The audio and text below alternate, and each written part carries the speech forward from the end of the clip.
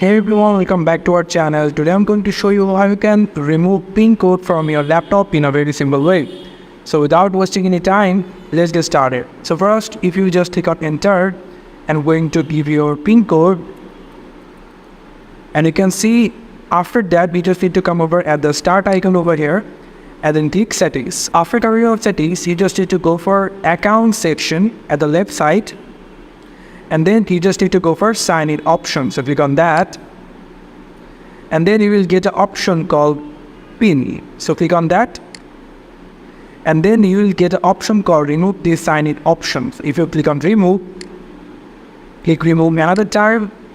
And now you just need to give your password for your account. So just give your password. So this is how you can remove your PIN from your laptop in a very simple way. Thank you so much for watching this video. I hope to see you in other videos.